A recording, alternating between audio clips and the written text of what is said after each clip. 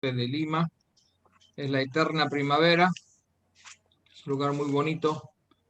Tengo muchos amigos allí, entre esos están ellos.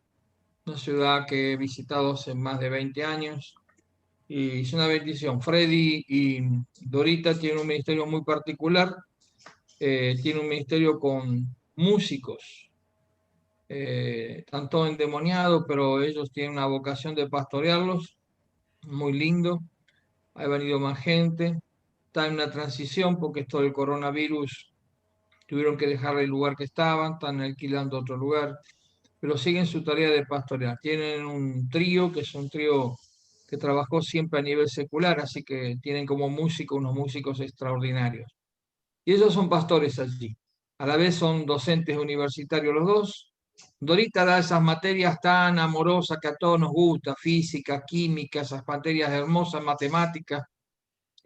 Bueno, ella es profesora, tiene una maestría en eso. Y Freddy trabaja en la parte más de electrónica, en la parte tecnológica. Muy bien, tienen la iglesia ahí en Trujillo y es una bendición, están bajo nuestra cobertura y trabajamos juntos con su propia identidad. Freddy, gracias por aceptar y gracias por traernos la palabra en esta noche. Buenas tardes con todos. Pastor Alberto, quisiera pedirle para poder pasar unas proyecciones. No sé si me permite ser moderador, por favor. Sí, ahí la secretaria te va a habilitar. Lo puede, está habilitado, sí. Está habilitado. Gracias. No, por favor.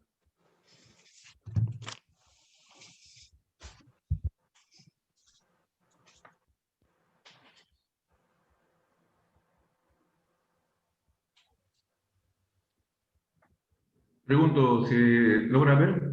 Sí, se ve bien. Muy bien. Quisiera tomar el tiempo para poder elaborar con ustedes sobre un tema que, verdad, me causó bastante admiración. Cuando leemos la palabra, muchas de las veces nos quedamos con cierto matiz de desasosiego, y cuando escarbamos nos vamos viendo de que la palabra a veces nos habla más allá de lo que podemos leerla de forma superficial. El título de esta oportunidad se llama No te siguen a ti, todos seguimos a Jesús. Quisiera centrarme en el pasaje que se encuentra en el Evangelio de Mateo, en el capítulo 4, los versículos de 23 al 25, donde dice que Jesús recorría toda Galilea, enseñando en las sinagogas, anunciando la buena nueva del reino y sanando toda enfermedad y dolencia entre la gente. Su fama se extendía por toda Siria y le llevaba a todos los que padecían de diversas enfermedades, los que sufrían de dolores graves, los endemoniados, los epilépticos, los paralíticos, y él los sanaba. Lo seguían grandes multitudes de Galilea, Decápolis, Jerusalén, Judea y de la región del otro lado del Jordán. ¿Qué es lo que pasa? Sí, es cierto, mucha gente le seguía a Jesús, pero él decidió empezar su ministerio no al aire libre, empezó a iniciarlo dentro de las sinagogas. Quizás muchos sabemos cómo es la configuración interna. Existía un solo templo, pero existía gran cantidad de pequeños pueblos o también de pequeñas comunidades. En cada una de ellas se abría una institución educativa para poder llegar a todas las personas y con ello no solamente enseñar lo básico, sino tratar de que cada uno de ellos puedan crecer a un máximo potencial en cuanto a las escrituras. Es allí que era considerada que cada sinagoga podía tener la capacidad de ser una universidad en potencia, de las cuales salían muchos expositores y gente que podía tener gran percepción de la vida y de la interpretación de las Sagradas Escrituras. Su ministerio se centró en Galilea, considerada Galilea de los gentiles o considerada también Galilea de los extranjeros. Para la gente más conservadora que vivía en el sur, en Jerusalén, era un lugar realmente detestable para ellos, puesto que era una ciudad cosmopolitana, en realidad recibía de todos los lugares. Si pudiéramos ver un mapa, viéramos que Capernaum, por ser un lugar marítimo, eran centros de comercio, y venían de todos esos sectores del norte y del oriente hacia aquel poblado, por supuesto, a hacer comercio, y específicamente en los temas de lo que sería la parte marítima. Dentro de las sinagogas existían tres espacios. Uno de ellos era las oraciones, la segunda era la lectura de la ley, y la tercera era la disertación de la escritura que se podía leer. Una parte importante dentro de la sinagoga era que el presidente de este grupo, tenía la autoridad para poder delegar a cualquier persona que le viera con credenciales propias de ser un maestro o un posible maestro, la homilía o también la disertación. Era un medio excelente para Jesús llegar justamente con las enseñanzas que tenía hacia todo ese sector. Jesús escogió justamente un sector cosmopolitano porque no solamente pensó dentro de su propia nación, él pensó llegar a todos los lugares del mundo, y no era posible centrar su ministerio en Jerusalén debido justamente a que solo iba a enmarcar un pequeño sector de personas. Sin embargo, en el norte, él tenía esa facilidad de poder llegar a personas que se transitaban a todo sector, y no solamente al propio pueblo, sino a gente que venía a su pueblo y que ellos luego llevaban esas noticias de lo que encontraban dentro de Capernaum. Es así que las sinagogas y la ciudad eran un lugar ideal para presentar la enseñanza que él tenía. Pero no solamente él se dedicaba a enseñar o a predicar, también era que su forma empática le llevaba justamente a las personas más necesitadas. Por otro lado, también, ¿por qué Jesús escogió Capernaum? Porque tuvo que cumplir la profecía que estaba en Isaías capítulo 9, en el versículo 1, para que se anuncie la predicación del Señor hacia los gentiles. Quisiera un poco centrarme nuevamente de esos versículos.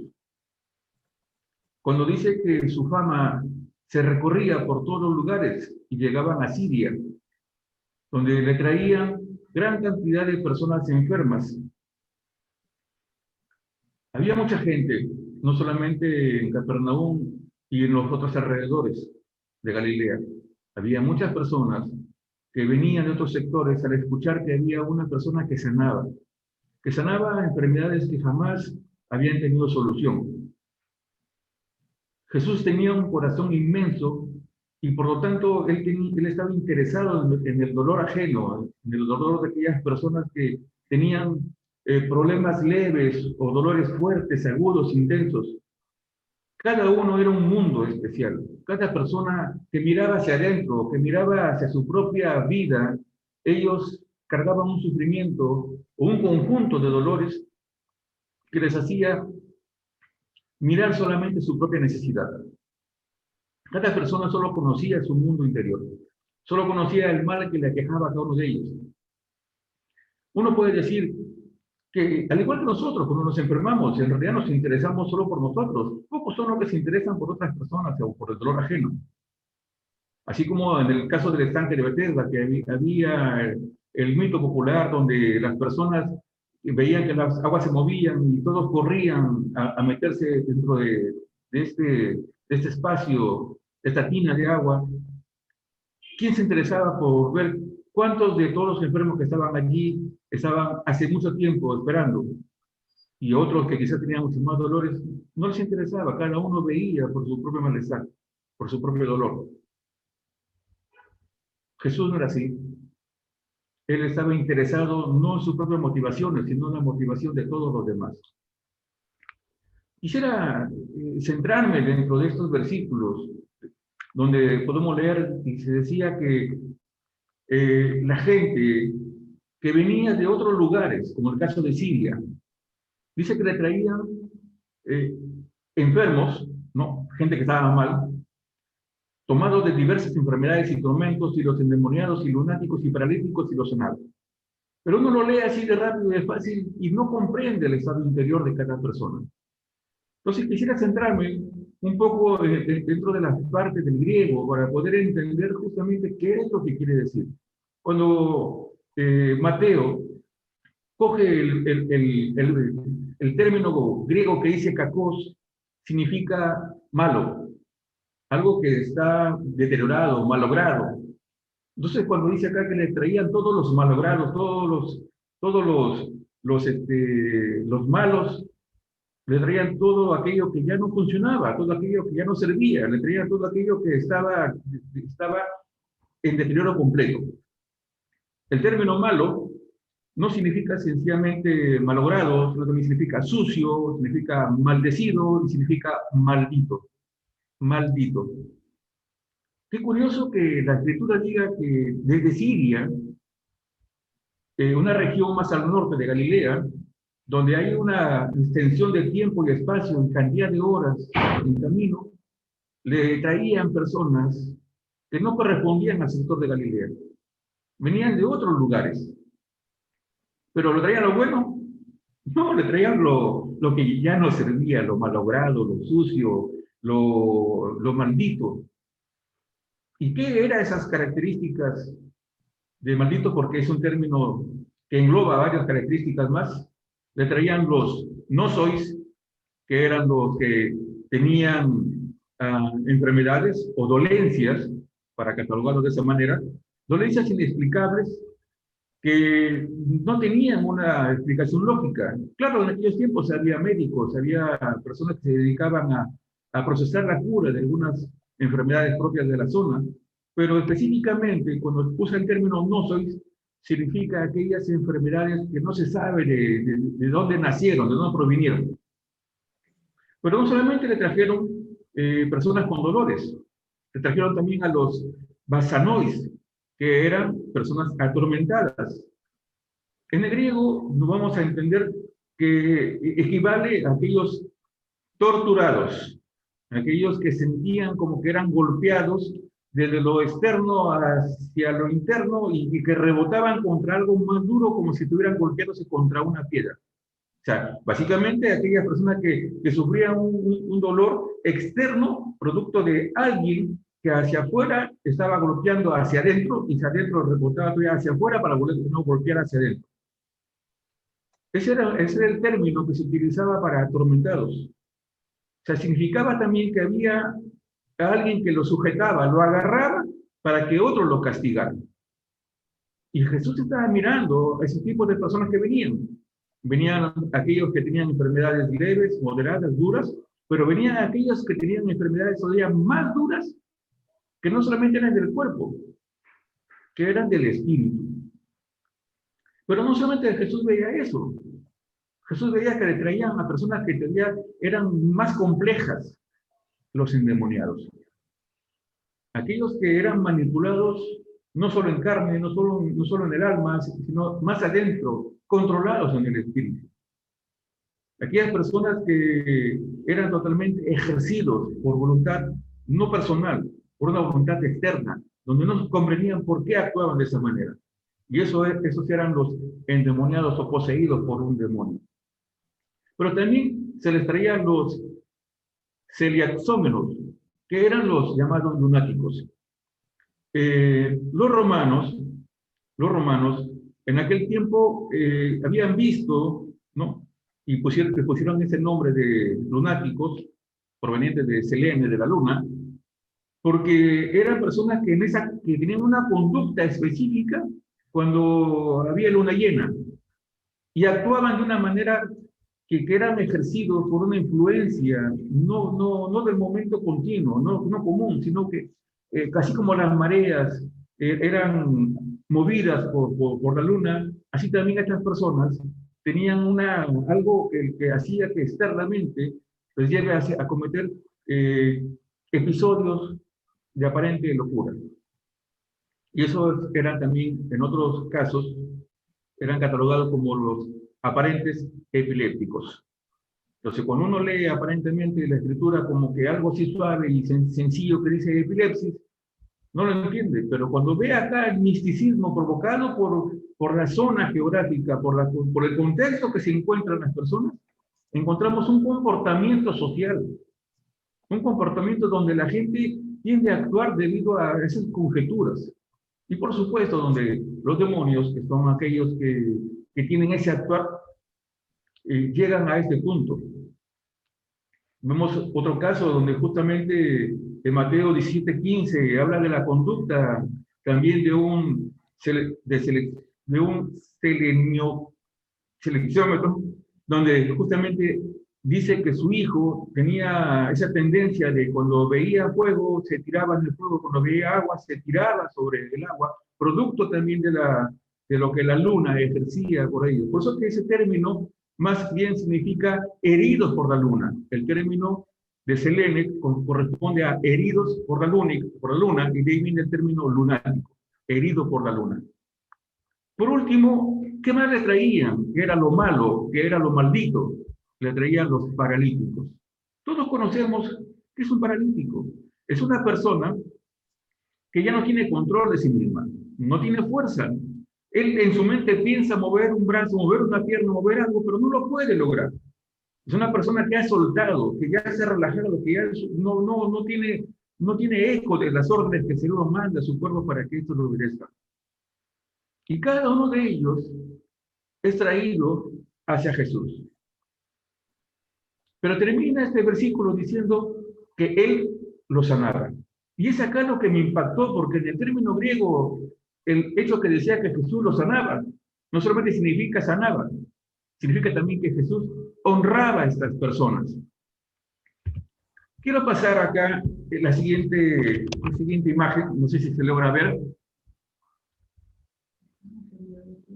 No lo puedo ver a ustedes, pero dice acá, ¿no? En esta investigación rápida, yendo a un mapa Google, podemos ver de pronto una distancia entre Capernaum y Jerusalén. ¿Cuántos kilómetros existe? Bueno, aproximadamente 200 kilómetros en forma lineal, ¿no?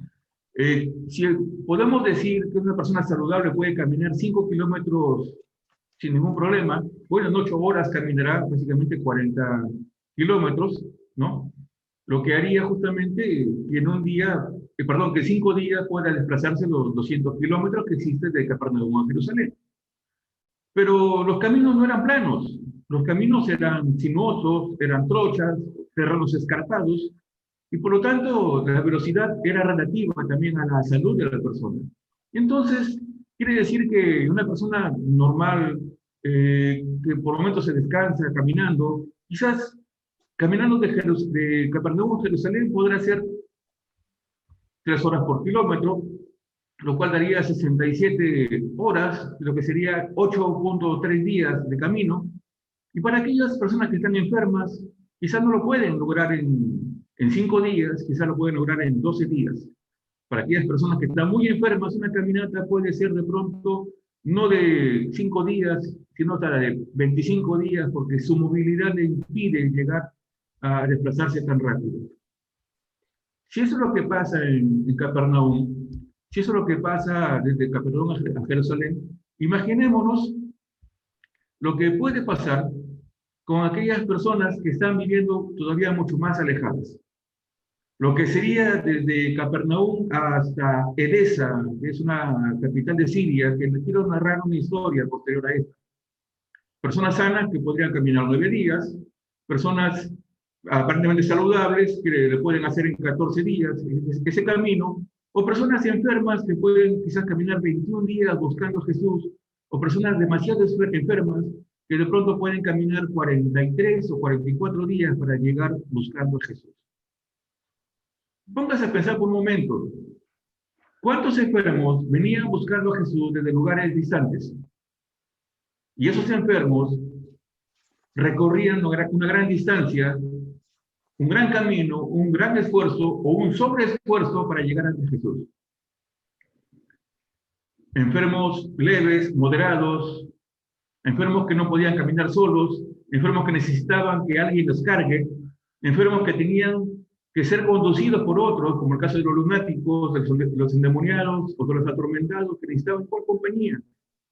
Todos y cada uno de ellos no podían tener un ritmo fijo.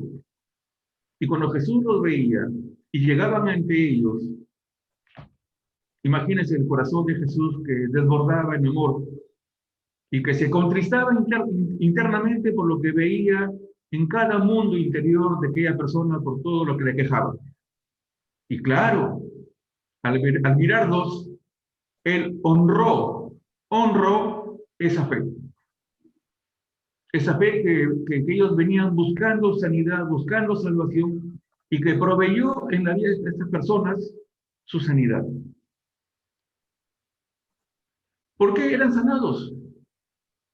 Porque Jesús sí quería sanarlos.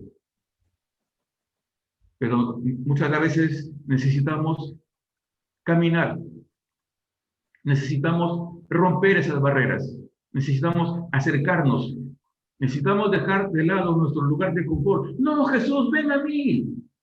No, yo voy a Jesús. Y esa es la historia que quiero narrar en un momento. Había un cristiano nacido en el año 265 al año 239, que llegó a convertirse en un gran obispo, famosamente llamado Eusebio, el cual vivía en Siria, y él registró una historia que la compiló en uno de sus tratados. Y este hombre, nosotros lo llegamos a conocer después como el padre del cristianismo, porque registró las primeras centurias de la vida de la iglesia. Eusebio. Eusebio, él registró la historia de un rey llamado Abgaro. Abgaro vivía en una gran provincia romana que conformaba parte de Palestina, al noreste, y eran dos regiones al norte de Galilea, así dispensables. Una a la derecha y una a la izquierda, que correspondía a la zona de Siria. Pero Abgaro tenía su sede en la parte de la derecha, en la parte alta, y por eso tomé justamente esa distancia de 348 kilómetros desde Capernaum. Abgaro escuchó que su gente viajaba desde su lugar de origen, de Siria, y llegaba justamente hasta Capernaum. ¿Cuánta cantidad de cacos, de enfermos, de malditos, habían venido de Siria? Jesús los había sanado y habían vuelto de nuevo otra vez a Siria y habían esparcido la grande maravilla que Jesús había hecho. Abgaro escuchó y él tenía una gran necesidad de que Jesús llegue a su tierra porque él está enfermo. Abgaro tuvo una enfermedad que lo estaba consumiendo. Y cuenta Eusebio, nos cuenta una historia que lo compila en su historia eclesiástica, en el tomo 1, en su capítulo 13, que es un poco extenso de leerlo. Y nos dice lo que le escribió justamente el rey Abgaro a Jesús. Le mandó una carta. En esa carta le dice lo siguiente: copia de la carta escrita por Abgaro a Jesús, la cual te envío a Jerusalén a través del correo mediante Ananías. Abgaro, Ucama Toparca, a Jesús, Salvador, bueno que se mostró en la región de Jerusalén. Salud, he oído acerca de ti y de tus curaciones, llevadas a cabo por ti mismo, como si prescindieras de medicinas y de hierbas. Pues, según la noticia que corre, haces que los ciegos vean, que los cojos anden, que sanes a los leprosos, que echas fuera a los espíritus impuros y a los endemoniados los vuelves libres. Sanas a los atormentados con enfermedades largas y resucitas a muertos. Tras oír esto de ti, creo que hay dos opciones. O eres Dios o eres el Hijo de Dios en la tierra. Por esa razón he escrito suplicándote que vengas a mí y me sanes de mi enfermedad. También he sabido que los judíos murmuran contra ti y quieren tu mal. Mi ciudad, aunque es pequeña, es responsable y próspera, y será suficiente para ambos. Así escribía, estando entonces iluminado por un poco de luz divina, eso es lo que nos cuenta Eusebio. Sin embargo, merece la pena escuchar la respuesta que Jesús, a través del mismo correo que le escribió a Ananías, Jesús dice que le respondió, breve pero de forma contundente, a Abgaro. Nos cuenta Eusebio que Jesús le devolvió una correspondencia nuevamente a través del mismo enviado a Ananías, donde Jesús le dice, bienaventurado si creíste en mí, sin haberme visto, pues de mí está escrito que los que me han visto no crean, para que también los que no me han visto crean y sean salvos. Pero acerca de lo que me escribes, que yo vaya a ti, me es preciso cumplir todo mi cometido aquí. Y una vez realizado, sea tomado al que me envió, mas cuando haya sido tomado, te enviaré a uno de mis discípulos para que te proporcione sanidad a ti y a los tuyos. A estas cartas acompañaba también la gente que estaba en Siria. Pero después de la ascensión de Jesús, Judas, también llamado Tadeo, envió a ese apóstol para que vaya hacia ese lugar y fuera justamente a proveer sanidad a toda esa gente. Nos muestra la historia de que fue Judas quien llegó y empezó a predicar en esa zona, por supuesto después de la ascensión de Jesús, y mucha gente era sanada. Gente con los mismos problemas que anteriormente Jesús había sanado. Gente que no pudo de pronto bajar desde su lugar hacia Capernaum. Ahora, ya comisionado Tadeo, él pudo llevar la misma misión que Jesús hacía en Capernaum. Él sanaba a la gente y cuando escuchó, después de tanto tiempo, cuando escuchó Abgaro que había una persona sanando en su tierra, lo mandó llamar. Y Abgaro se maravilló, dice el escrito de Eusebio, de que llegara una persona con el mismo poder de Jesús a hacer esos milagros en su zona, en su tierra, y le dijo, si tú has venido de parte de Jesús, yo le sigo esperando.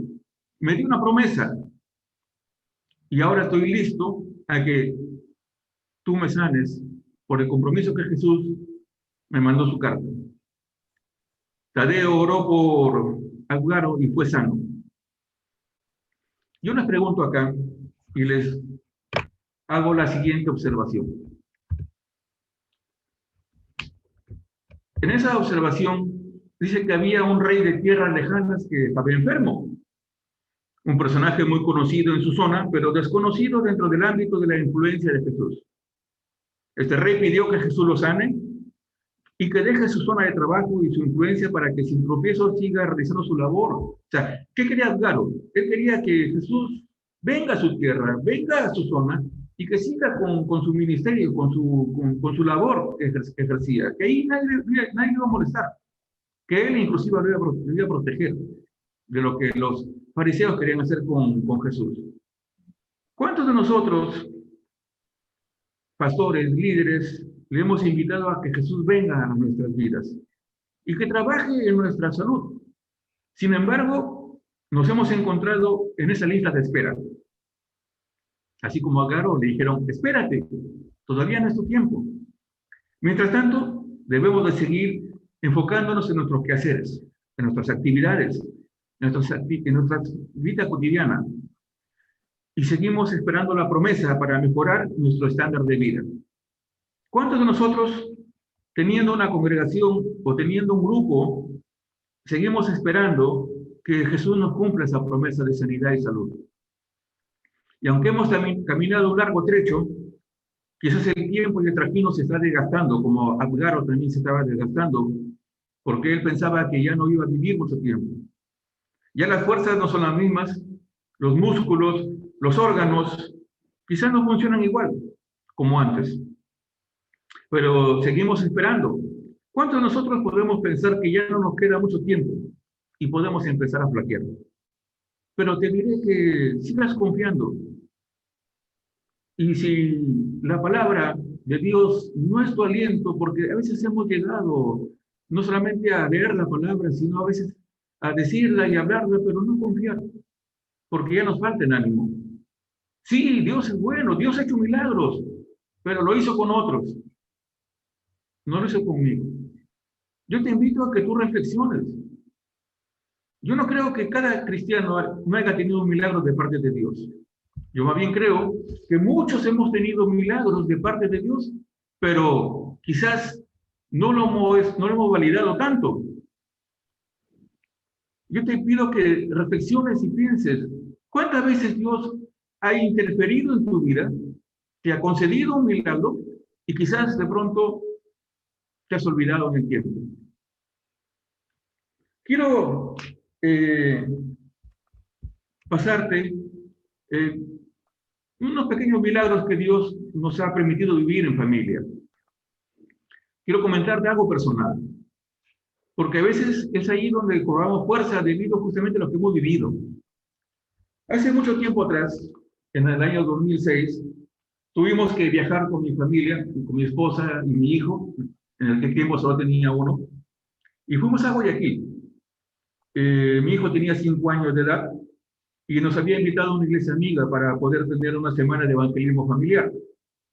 Y hacía un calor insoportable, 41 grados Celsius, de lo que estábamos nosotros acostumbrados a un máximo de 30, 31 grados en nuestro país, en nuestra zona. Así que no era lógico que podamos soportar 41 grados.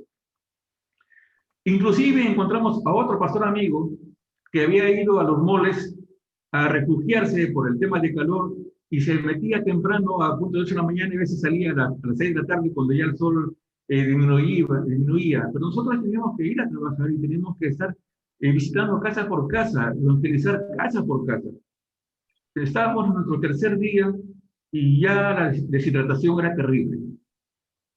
Nos miramos las caras con mi esposa y pensamos que no íbamos a llegar al 7º día para poder terminar aquel compromiso. Y es ahí cuando decidimos hacer algo loco. Dijimos, Señor, tú nos has traído y perdónanos si de pronto podemos quizás pedir algo que no conviene, pero nuestro hijo, mira a mi esposa, ya no tiene las mismas fuerzas al comienzo y si no te agrada, pero bueno, es lo que necesitamos.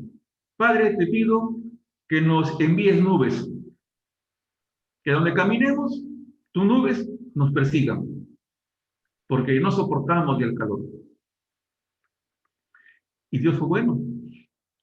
Vimos esa gracia de Dios, sentimos ese frescor de parte de Dios. Expectamos 4 días seguidos que nubes nos seguían. A donde caminábamos, las nubes iban con nosotros. ¡Qué ánimo, qué fuerza, qué alegría! Estamos en este plan.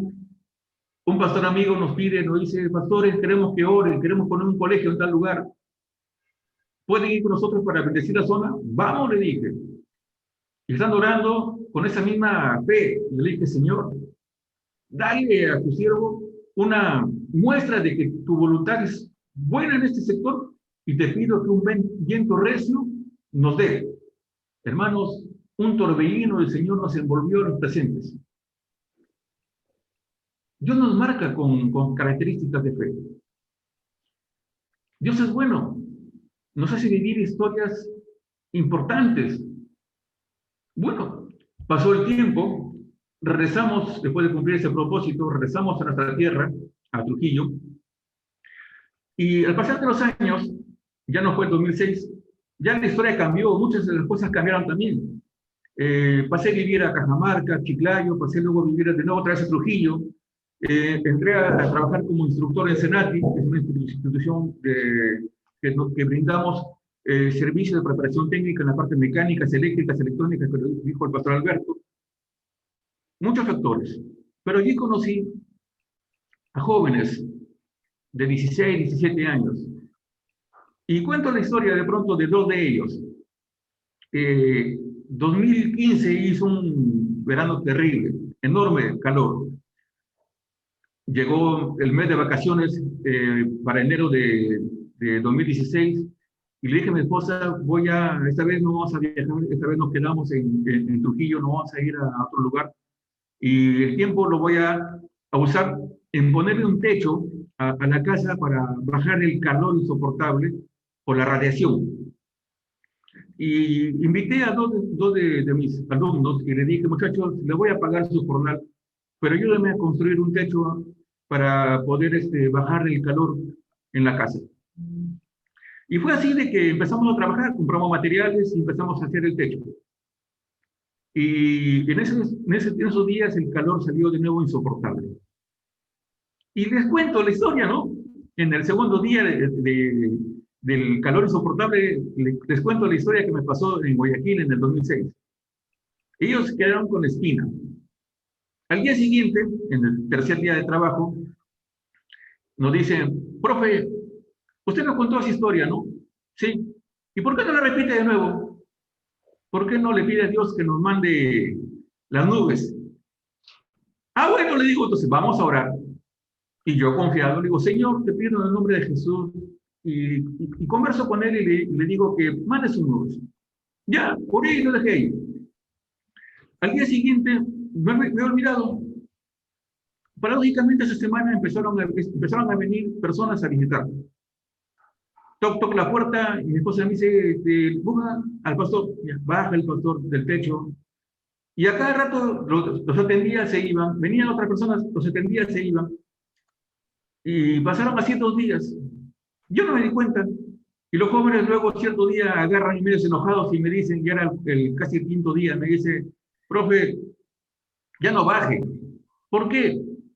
Porque cada vez que usted baja, vuelve nuevamente a salir el sol enorme y quemándonos, y usted se demora 1 o 2 horas, y cuando vuelve a subir, de nuevo las nubes empiezan a juntarse. Yo me río, me dio una carcajada tremenda, enorme. Yo no me había percatado, sinceramente. Y entonces es ahí que aproveché para predicarles el Evangelio. Les dije, hijo, Dios es real. Él no se ciñe de pronto a nuestros preceptos, nuestra mentalidad. Y eso que ha sucedido es porque Dios está pensando en ustedes, no en mí. Esos milagros suceden no por uno, suceden para ustedes, para que crean en Dios. Ellos se convirtieron, se entregaron al Señor, vieron ese milagro de Dios. Ahora les quiero contar otra historia, algo más personal todavía. Sí, yo sé que el tiempo es un poco largo, disculparán, pero si quieren, díganme sí. A ver, ya 1 por ahí, 2 por ahí, 3 por ahí, gracias. Algo que nos pasó a mi esposa y a mí. Era un tiempo muy duro, muy difícil, donde quizás perdí la cuenta, habrá sido el año 2004 posiblemente. Tuve un sueño. En ese sueño vi que mi esposa era llevada por ángeles. No le dije nada a nadie. Lo cargué ese sueño. Un sueño que de pronto era una angustia interna. Lo tuve por casi cerca de 6 años, ese sueño. Donde yo era consciente que un día mi esposa tenía que irse. Que los ángeles iban a venir a llevarla. Llegó un momento en que mi esposa tuvo que ser operada. Porque no había otra solución. Y en ese momento de la aparente recuperación, que yo estaba en la sala con ella, después de la operación, ella me dice, Freddy, veo ángeles que están viniendo. Ya mi tiempo ha llegado y veo que ellos me están diciendo que me despida de ti. 6 años que pasé orando para que esto no suceda. Yo volteo y le dije a mi cuñada que estaba a mi lado, busca a los médicos porque ella se puso mal, mi cuñada. Y yo me quedé orando. Y reclamándole, diciendo al Señor, yo no puedo caminar solo. La obra que tú me has dado, no la voy a hacer solo. O la dejas, o yo no camino contigo. Te he suplicado, te he pedido, he orado, he llorado a solas por 6 años. Y este es el tiempo que no puedo yo renunciar. Pero eso no lo hacía con la voz así abierta, lo hacía adentro, con toda mi intensidad sufriendo en mi corazón. Había gente enferma en otras camas, porque estábamos en el hospital. Mi otro cuñado afuera mirándome, y yo allí agachado. todo intenso, adolorido, compungido por dentro. Y estoy seguro que Jesús estaba ahí, así como está ahorita entre tú y yo. La Biblia dice que donde están dos o tres congregados, Él está al medio, ¿no? Entonces Jesús está acá ahorita entre nosotros dos. Y yo lo sentí tan claro, tan rápido, tan cierto que Jesús estaba ahí. Y mi esposa en ese momento voltea, me mira y me dice, tu oración ha sido escuchada. Gózate nuevamente con la mujer de tu juventud, porque más años de vida te ha sido concedida. Esa pelea interna, que luego pasó a ser sanidad para ella, pregunto, fue la puerta que dio para que 2 años después de eso nazca mi hija y vea otro regalo más de Dios. Mi primer regalo, mi hijo, que todos decían que mi esposa era estéril. Mi segundo regalo de Dios, mi segunda hija. Porque el mismo médico que la trató a mi esposa para que nazca mi hijo, dijo que ella jamás podía ser fértil, ya que cuando ovulaba era en el periodo de menstruación. He expectado milagros de Dios enormes en la vida. Les he contado 2 de ellos, bueno, 3 ya prácticamente, porque el tiempo es corto. Yo no sé cuántos milagros Dios te habrá hecho vivir a ti. Pero cuando nos falte la fe, cuando nos falte quizás a veces la palabra, porque seamos francos, a veces nos falta ese impacto de la palabra. Pero es allí donde lo que hizo Dios por ti no te va a faltar. Recurre al propósito de Dios que ha hecho contigo. Yo llego a entender que lo que Dios ha hecho conmigo, lo ha hecho con muchos. Lo hizo con tantas personas anónimas. Porque si tú ves de nuevo este pasaje que hemos empezado, Jesús sanó a cientos, a miles de personas que vinieron de diferentes lugares, cada uno con una historia diferente. ¿Cuántos anónimos existen en la Biblia? Miles, millones. Tú y yo seguimos en la Biblia, porque Dios sigue obrando, el Espíritu Santo sigue actuando. Cuando llegó el pastor Alberto a mi vida, fue una persona que reemplazara a Jesús. Yo buscaba a alguien de Dios que me ayude a encaminarme.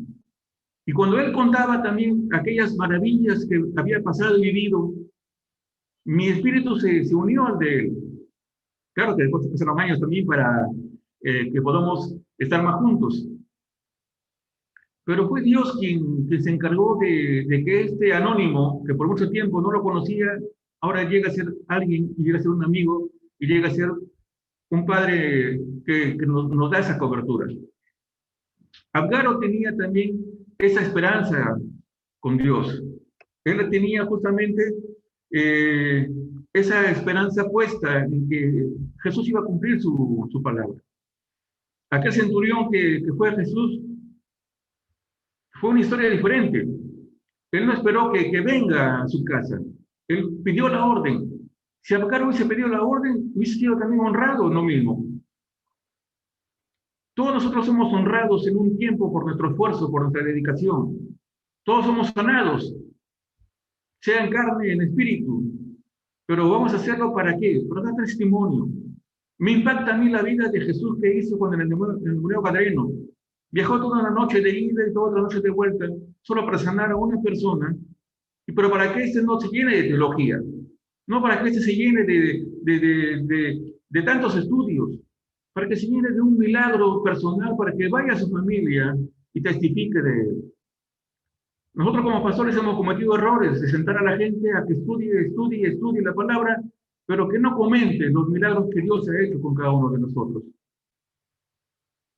Somos y tenemos que animar a la gente a que cada uno comente el milagro que Dios ha hecho en su propia vida.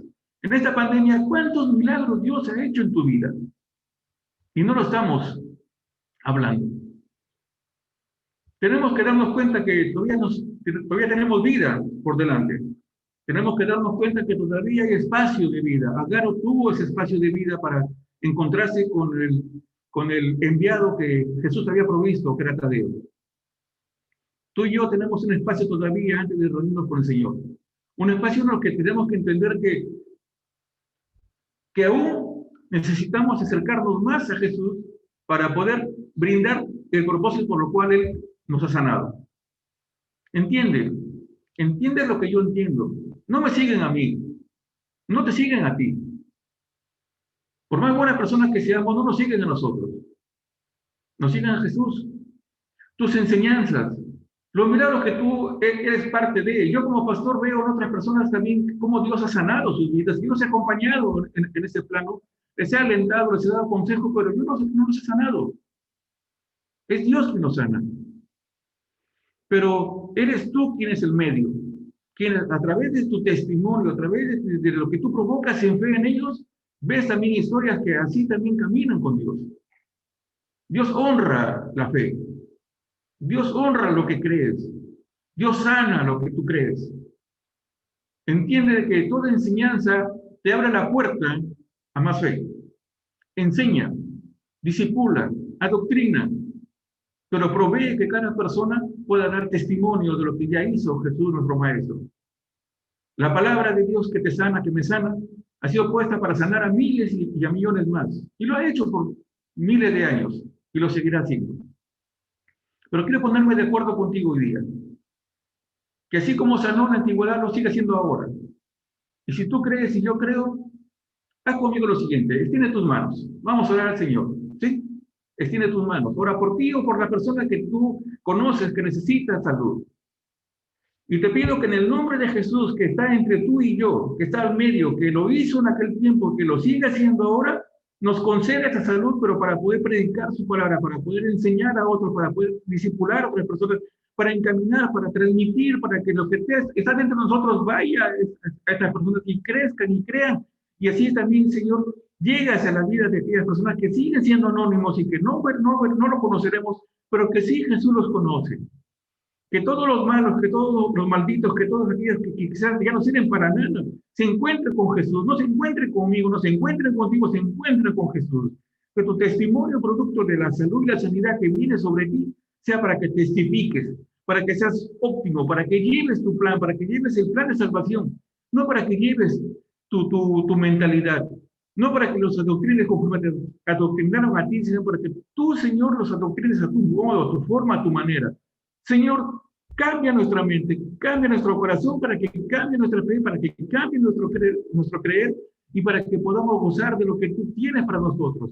Nos ponemos de acuerdo en ese momento y oramos por aquellos que están padeciendo, por aquellos que tienen necesidad de salud, por aquellos que están en la brecha peleando, por aquellos que están pidiendo y clamando para que tu gracia, tu obra y tu misericordia sea real en esta vida. Te agradecemos porque tu espíritu está conectado contigo, porque empezaste su reunión con el Salmo 40, bendecido, Señor, que nos llamas a salir de este hoyo. Tú, Señor, nos has invocado en este tiempo para ser pacientes, para esperarte a ti, para que nos saques de esa encrucijada, de este pozo que el demonio nos ha metido, para que pongas cántico nuevo en nuestra boca y para que alivies todo malestar y toda maldición sea quebrada en el nombre de Jesús.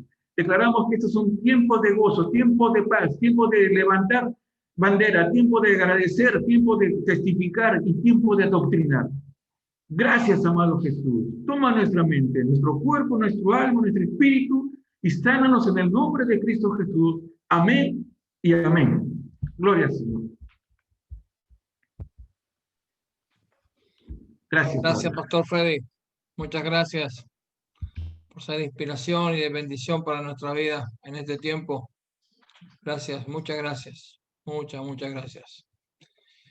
Voy a pedir a la hermana Lucía, desde Bolivia, con nuevo presidente y todo que tienen ahora, que puedas orar para despedirnos en este día. Amén. Así que oramos. Te amamos, oh Dios, te amamos, Señor. Te damos gracias, Señor, oh Dios. Gracias porque tú nos permites, Señor, oír de tu palabra, Señor. Tú nos hablas, Señor, día a día, Señor. Gracias por tu guía, Señor. Gracias por tu amor, Señor. Gracias, Señor, por tu misericordia, Dios. Gracias, Señor, por cada uno de mis hermanos, Señor, oh Dios. Gracias, Señor, oh Dios, por la palabra que ha traído tu siervo, Señor, oh Dios. Te damos gracias, Señor, en esta tarde. Y una vez más, Señor, ponemos en tus manos nuestras vidas, Señor, nuestra salud, Señor, oh Dios. Señor, y te pedimos, Señor, que tú sigas obrando en nuestras vidas, Señor. Aquel trabajo que empezaste un día, Señor, oh Dios. sigas tú obrando, Señor, en el nombre de Jesús. Amén. Dios los bendiga, Dios los fortalezca. Ahí Silvia ha enviado algunas encuestas, necesitamos que por favor las contesten de alguna manera. Queremos ver si podemos iniciar los cultos ya ahora en agosto.